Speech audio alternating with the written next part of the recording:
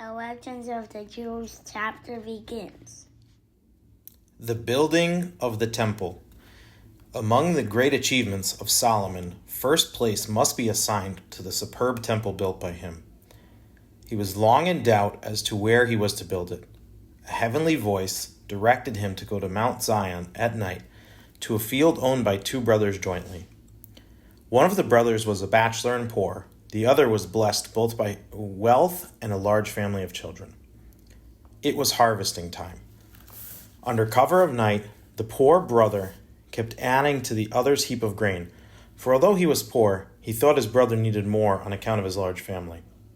The rich brother, in the same clandestine way, added to the poor brother's store, thinking that though he had a family to support, the other was without means. This field, Solomon concluded, which had called forth so remarkable a manifestation of brotherly love, was the best site for the temple, and he bought it. Every detail of the equipment and ornamentation of the temple testifies to Solomon's rare wisdom. Next to the required furniture, he planted golden trees which bore fruit all the time the building stood. When the enemy entered the temple, the fruit dropped from the trees, but they will put forth blossoms again when it is rebuilt in the days of the Messiah. Solomon was so assiduous that the erection of the temple took but 7 years, about half the time for the erection of the king's palace. In spite of the greater magnificence of the sanctuary, in this respect, he was far superior of his father David, who first built a house for himself and then gave thought to a house for God to dwell in. Indeed, it was Solomon's meritorious work in connection with the temple that saved him from being reckoned by the sages as one of the impious kings, among whom his later actions might properly have put him. According to the measure of zeal displayed by Solomon, were the help and favor shown him by God. During the 7 years it took to build the temple, not a single workman died who was employed about it, nor even did a single one fall sick. And as the workmen were sound and robust from first to last, so the perfection of their tools remained unimpaired until the building stood complete. Thus the work suffered no sort of interruption. After the dedication of the temple, however, the workmen died off, lest they build similar structures for the heathen and their gods. Their wages they were to receive from God in the world to come, and the master workman, Hiram, was rewarded by being permitted to reach paradise alive.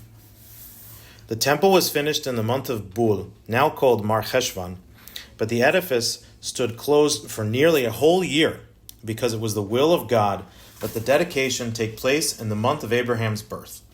Meantime, the enemies of Solomon rejoiced maliciously. Was it not the son of Bathsheba, they said, who built the temple? How then could God permit his Shekhinah to rest upon it? When the consecration of the house took place, the fire came down from heaven. They recognized their mistake. The importance of the temple appeared at once, for the torrential rains which annually since the deluge had fallen for 40 days, beginning with the month of Mar Cheshvan, for the first time failed to come, and thenceforth appeared no more. The joy of the people over the sanctuary was so great that they held the consecration ceremonies on the Day of Atonement. It contributed not a little to their ease of mind that a heavenly voice was heard to proclaim, "You all shall have a share in the world to come." The great house of prayer reflected honor not only on Solomon and the people, but also on King David. The following incident proves it. When the ark was about to be brought into the Holy of Holies, the door of the sacred chamber locked itself, and it was impossible to open it. Solomon prayed fervently to God, but his entreaties had no effect until he pronounced the words, "Remember the good deeds of David thy servant." The Holy of Holies then opened it of itself, and the enemies of David had to admit that God had wholly forgiven his sin. In the execution of the temple work, a wish cherished by David was fulfilled.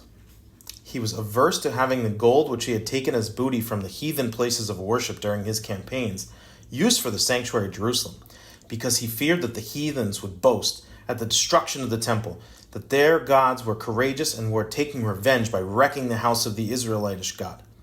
Fortunately, Solomon was so rich that there was no need to resort to the gold inherited from his father, and so David's wish was fulfilled.